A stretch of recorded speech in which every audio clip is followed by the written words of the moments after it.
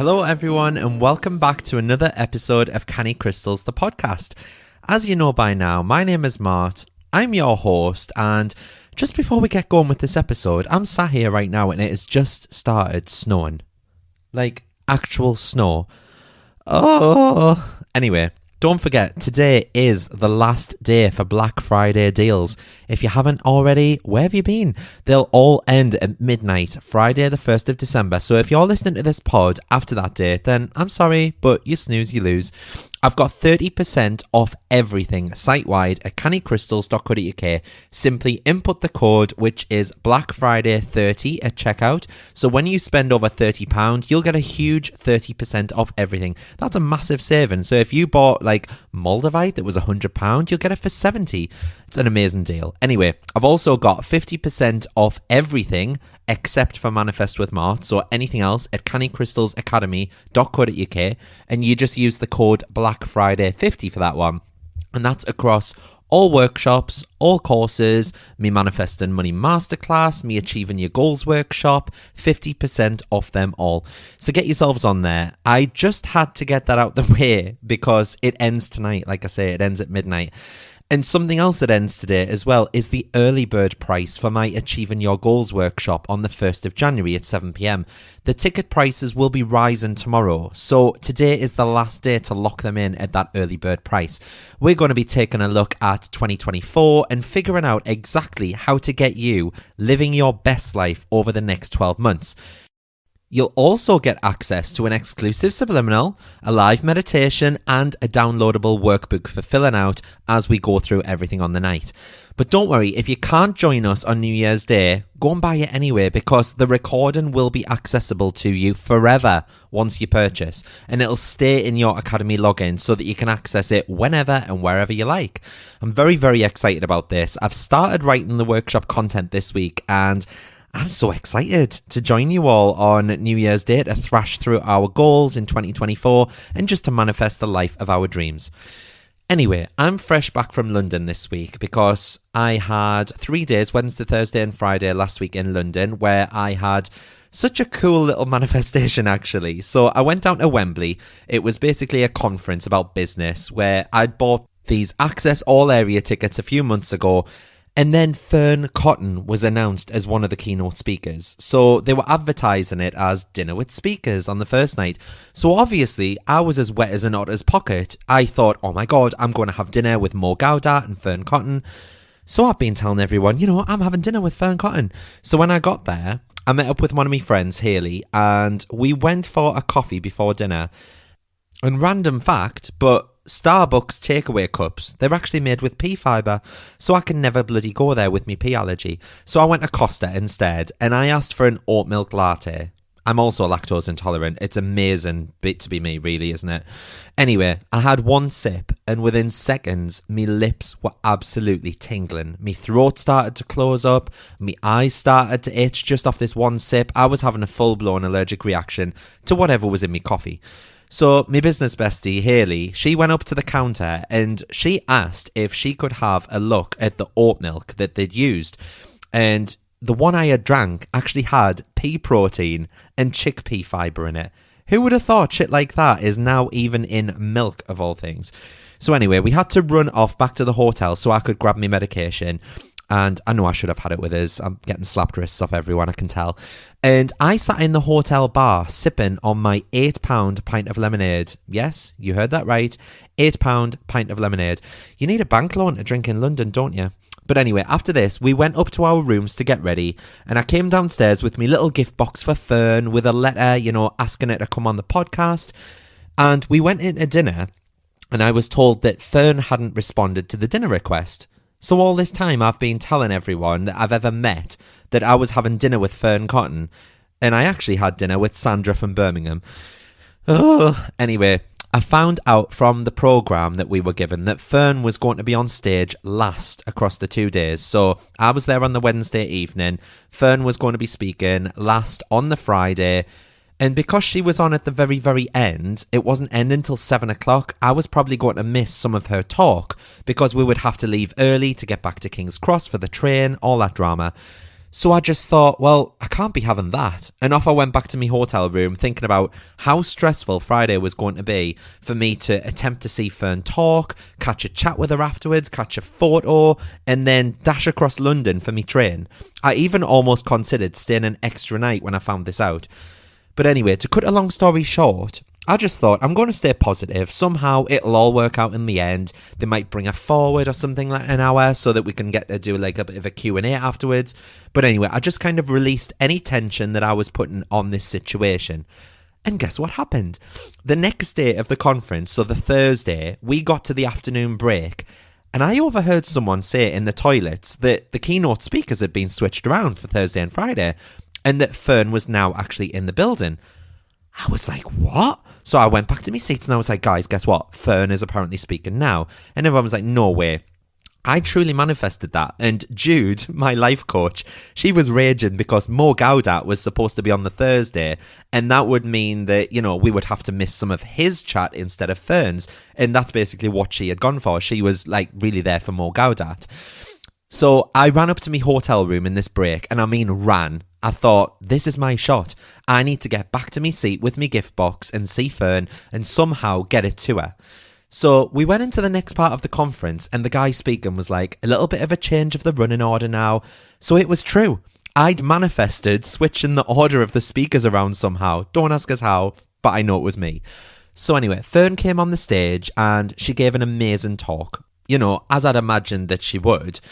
And, you know, it was all about spirituality, mental well-being, happiness, finding contentment. And then the floor was open to ask questions. So a couple of people asked questions. And I just thought, you know, you've got to shoot your shot in these situations. So I whacked my hand up to ask a question. Didn't have a clue what I was going to ask. So as the microphone was handed to me, Fern went, where do I know you from? You look so familiar. So I was like, oh my God, Fern, I met you at Happy Place Festival. And straight away, she was like, oh my God, so nice to see you. And you've got the Crystals podcast. How did she remember?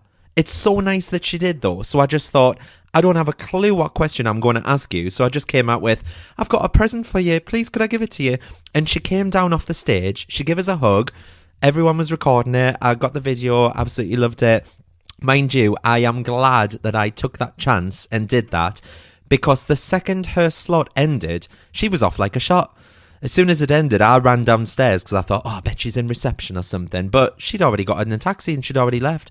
So yeah, I manifested seeing Fern in full, as well as being able to give her my little gift. And then the next morning, I woke up to a little DM from her as well, which was super, super cute and I absolutely loved. And it said something like, thank you so much for your sensational gift. Absolutely loved reading your letter too. Thank you so much. I was gobsmacked. I got a DM from Fern Cotton. And something else, I don't know if this is because of Fern, but I also had an email just yesterday asking if I was up for a meeting about a talk at Happy Place Festival next year. Now, this is amazing for me because I applied for this after going to the last Happy Place Festival back earlier this year with Francesca Amber and Emma Mumford. And I thought, I want to do this next year. I want to stand up there and I want to deliver like a 45-minute talk on crystal healing and manifestation. And I think that Fern has, it's either Fern putting in a good word for me or I've just manifested this. I don't know which it is, but both are very, very excited, isn't it? So on my way back from London, I was saying to Jude, my life coach, and her business partner, Julie, about all the amazing opportunities that I've had this year. But just haven't gone anywhere because I've not followed them up. Like Vogue, Stella McCartney, Chanel. I was giving myself a bit of a pep talk on the train to, you know, reach back out to them to see how I can work with them again. Because all it takes is a simple email. Do you know what I mean? And they could turn around and be like, oh yeah, I forgot about him. He would be really good for this or really good for that. And before I'd even had chance to action that, guess what's happened? The lovely Jo at Stella McCartney has emailed me about a 3-day training event that they're having in Milan, of all places, that they'd like me to do a talk at about manifestation and crystal healing. This is just insane to me. So I told the universe that I wanted more opportunities. And because I got specific and said, you know, I want them from Chanel, Stella McCartney, Vogue, it served me up within a couple of days. How unreal is that? So I'm now even more ecstatic for 2024. I'm so excited to see what comes. But anyway, enough about me and my fangirl lifestyle. This week's episode, I am continuing with answering all of your burning questions. So there is no time for any more chit chat because we've got so many to get through again. So Michelle asked me, how do I manifest success? So Michelle, manifesting success, I see it as being the same as manifesting pretty much anything else.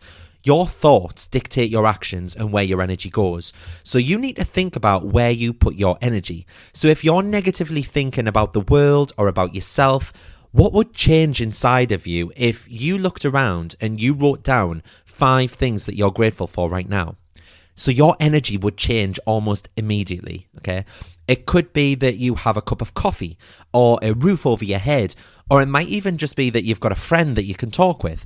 It doesn't have to be huge things that we're grateful for, but this is honestly one of the best ways to get you into vibrational alignment for greatness and success. So, next time you pass a mirror, just look yourself in the eyes and say, I am enough and I am successful because I work hard. If you did that consistently for about a month, honestly, you would start to show up differently. And as a result, you'd attract more success and more successful situations. So if you're struggling financially and you're trying to manifest success to counteract that, we need to stop feeling negatively about those situations that make us feel bad. If you're trying to manifest love in your life, we need to stop feeling sorry for ourselves and wallowing in our self-pity and our loneliness in our houses at night, because once we connect with the feeling of being happy in our own space without the need for anyone else, that's when someone will come onto the scene. So set clear goals, like define what success means to you. Be specific about those goals, just like I was with Chanel and Vogue and Stella McCartney. Whether they're related to your career, your relationships, your health, or personal growth, whatever success means to you, be specific about it. And then visualize that success. So picture yourself achieving those goals, because visualization can really, really help you to program your subconscious mind, and it can really help you feel focused as well. And then just remember to repeat those positive affirmations related to your goals, because that's going to reinforce your belief in achieving them. Affirmations like I am capable or I attract success effortlessly, they can really help you to shift your mindset. Just remember as well to break your goals down into smaller actionable steps. Create that roadmap or a plan basically to achieve them. Taking that consistent action is going to be crucial for you, because success often involves setbacks and challenges. So we need to stay committed and persistent even when faced with these obstacles. And then maintaining that positive attitude and practicing gratitude can really attract more positivity into your life. We just need to appreciate what you've got while striving for more. And then my last tip would probably be to engage with people who support your goals and basically inspire you. So when you surround yourself with positivity, that can really fuel your emotion, and it can also fuel your motivation, your dedication, and it'll really empower you as well. But just be open to learning and adapting, because sometimes the path to success, it might require adjustments. So we need to embrace that change and all those new opportunities. And then above everything else, just make sure that you take care of your mental and physical health. Practices, like meditation, exercise, or any kind of hobbies that you have, they'll help you stay balanced and focused. So I hope that helps you manifest success. Jane then asked, how often should we be cleaning our crystals?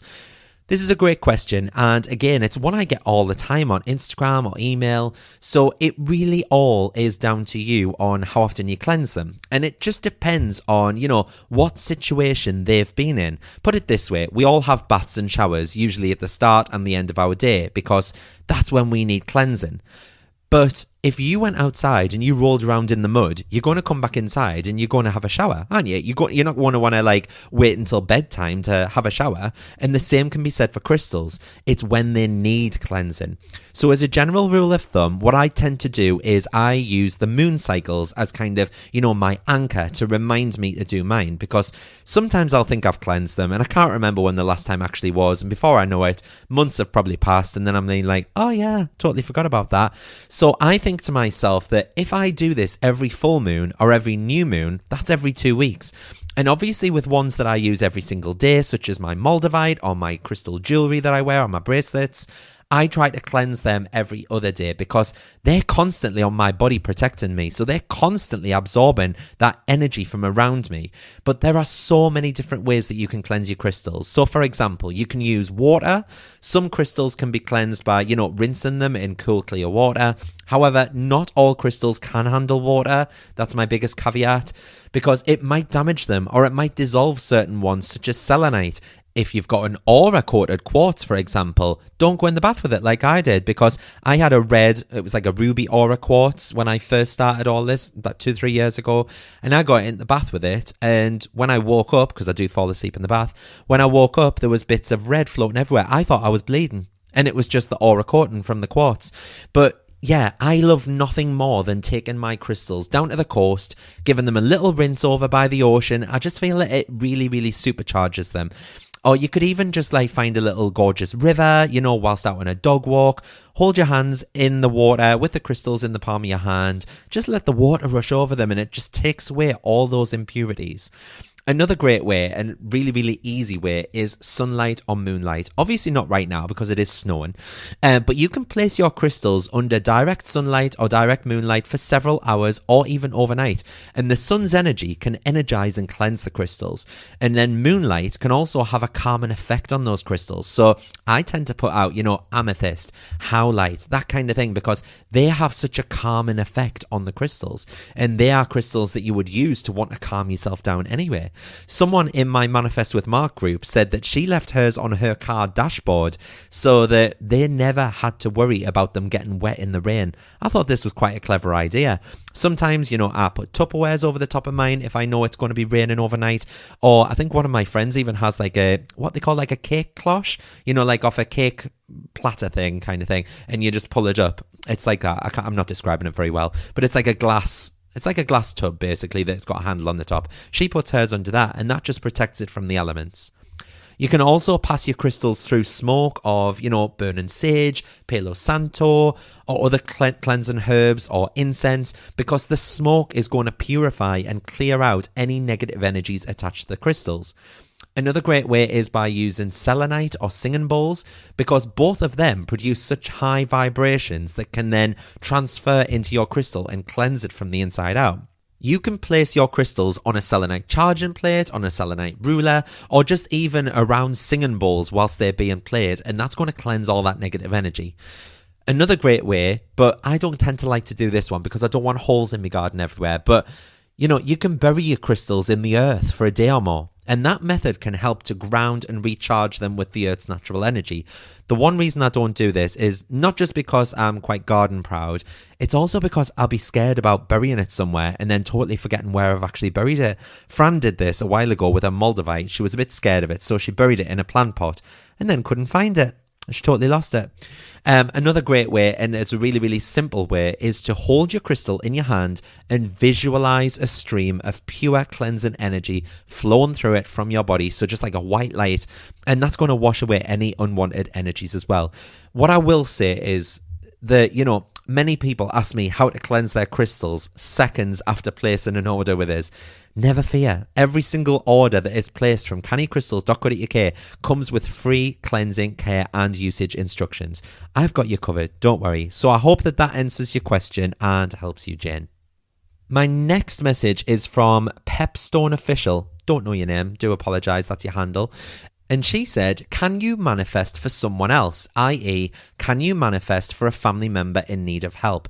This is a really, really good question. And it's one that, everyone always asks it when I go to events and stuff like that. So manifestation at its core involves your personal intentions, your beliefs, and your energy. So although you can certainly wish the best for someone else and even support them in their goals, the process of manifestation typically revolves around your own thoughts, emotions, and desires. However, that said, I think personally that you can indirectly assist someone by, creating a supportive environment or even offering encouragement and positive energy their way. For instance, you can visualize the person achieving their goals or receiving the help that they need. That positive visualization can then contribute to creating basically a supportive atmosphere around them. I'm not saying it's going to move hell or high ground, but it could change a certain situation. So if you do want to get involved, you can always share positive affirmations or words of encouragement with them. So your words can directly influence their mindset and it can support their journey. So we're not exactly manifesting for them, but we are elevating their mindset. So we're enabling them to know that, anything is possible in life.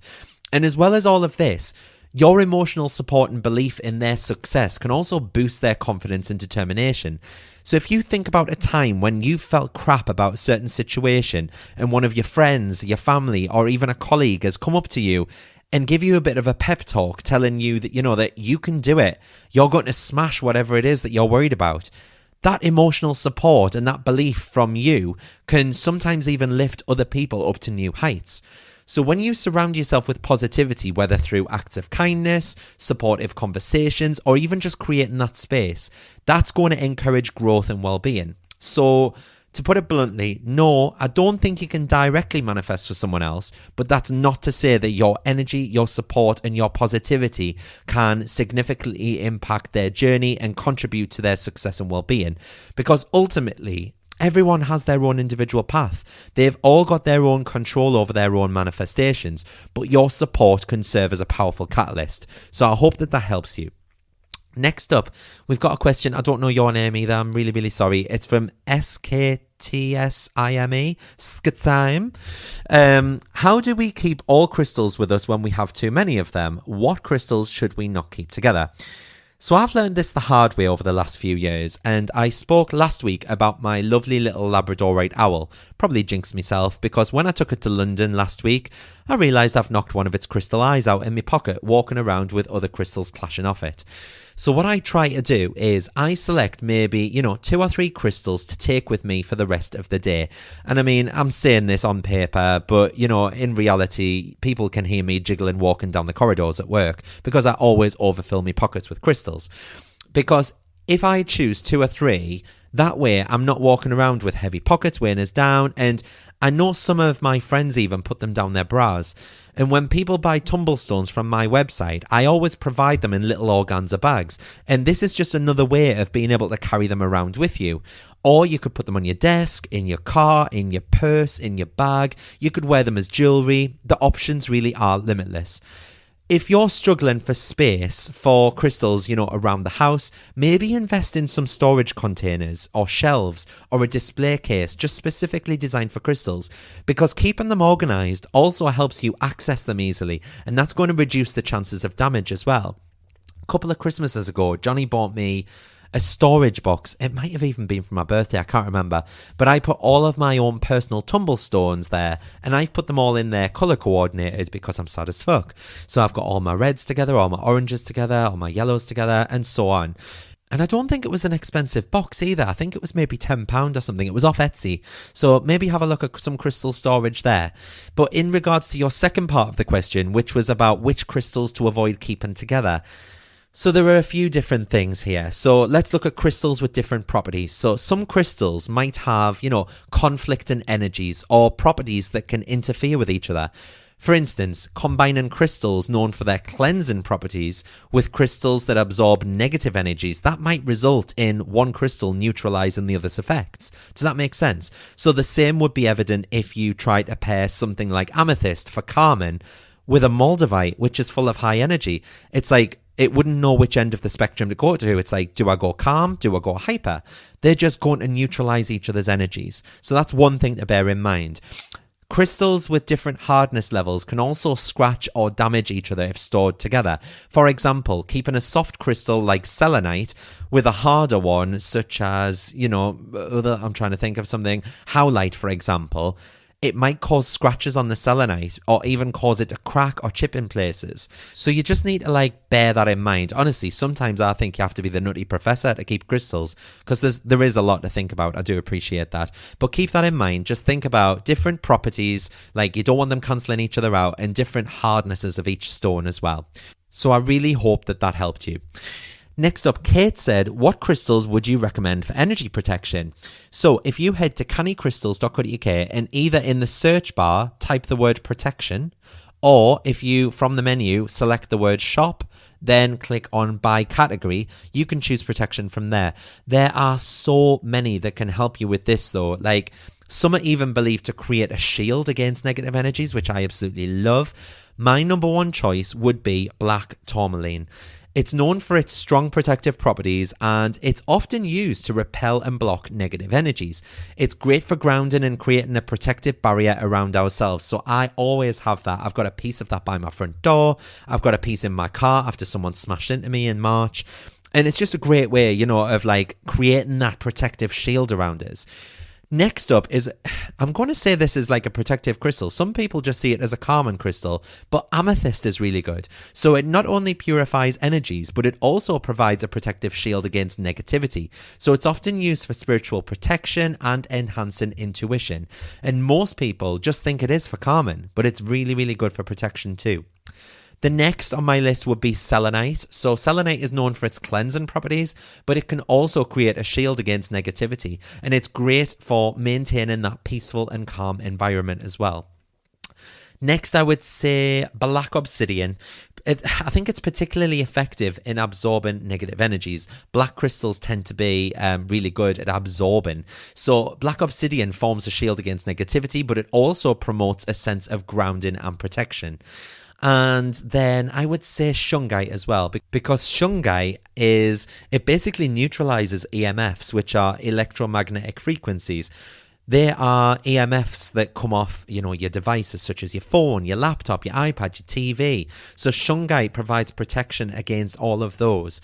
And then the last one I'd say for me personally would be malachite, because in ancient Egypt, the pharaohs even used to wear malachite amulets and malachite headdresses as protection pieces. And it was just believed, you know, that it would really, really help protect and guard them whilst they sat on the throne.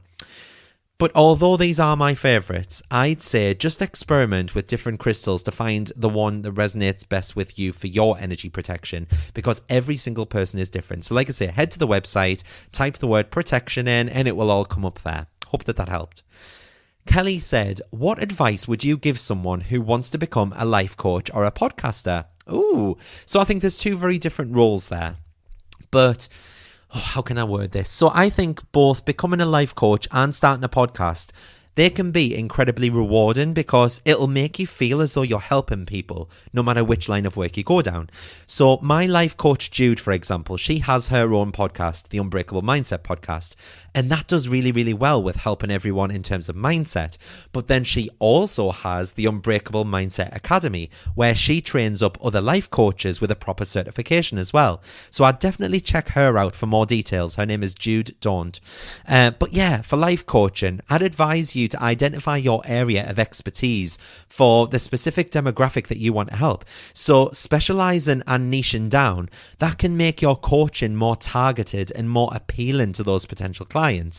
So for example, you might only want to work with, let's say, women over 50, or you might only want to help people find love, and you might just want to be a love life coach. Just try and think about what your niche would be. What would give you the most joy to deliver to other people and to help other people out? And then I would say practice active listening, because active listening comes hand in hand with both being a life coach and being a podcaster. Having that empathy, having those communication skills. You could even consider, trying to gain experience by offering free sessions or volunteering by helping people out. Establish a bit of a business plan outlining your services, your pricing, your marketing strategies, and how you plan to attract clients. But I would say make use of free stuff as well, like utilizing social media. Create yourself a website. When I launched my website, I'm sure it was like £7 for the entire year. And that was just because I bought the domain. I think it was like 123reg.com, something like that. It was £7 to create cannycrystals.co.uk. So I just thought, well, I'm going to buy it, obviously. I've now extended that for another 10 years. It's cheap as chips. I use Shopify as well.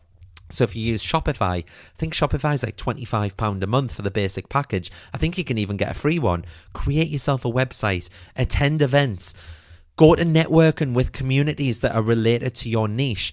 Establish a strong online presence, because I think that that's crucial nowadays, especially because it's like, if we wanted a life coach or we wanted some other line of business, in the olden days, we would probably have to look it up in the phone book and then do a bit of research, give them a call. Now people go straight online. Google is people's first port of call. So establish that strong online presence, because it is crucial and it can really put you ahead of the game. And then for podcasting, I'd say define your audience and topic. So determine who your podcast is going to be for. Determine what topics you'll cover. Having a clear focus will really help you to attract and retain listeners as well. So it's like, if you listen to the first few episodes of my podcast, it was a bit all over. I'm not going to lie. It's a bit shit. It's a bit cringe. It was just me talking absolute shite. Talking about crystals, then talking about random shite again, then talking about manifestation, then talking about random shite again. So I give it a subtitle name of Manifestation, Mindset and Spirituality. So if you look at it on like any podcasting platforms now, it's called Canny Crystals, Manifestation, Mindset and Spirituality. And I did that so I know that everything I discuss on the pod has to fall under one of these subcategories, or I don't talk about it. And yes, I know I've talked about London, having allergies and stuff like that on today's episode, but that's because people say they like to hear what's going on in my life, and it's like a little chat with a friend. So I like to keep those little 5-minute intros in. But yeah, people told me to invest in good microphones as well, and to invest in this £1,000 recording software and these editing tools when I first started. Although I think quality audio is crucial for a successful podcast, the microphone I bought was about £60 and I'm still using it today. This is the microphone that I'm using right now. And I use some free software called Audacity to edit my podcast in. It's free. I'm not paying £1,000 for it. So yeah, to set up my podcast was £60.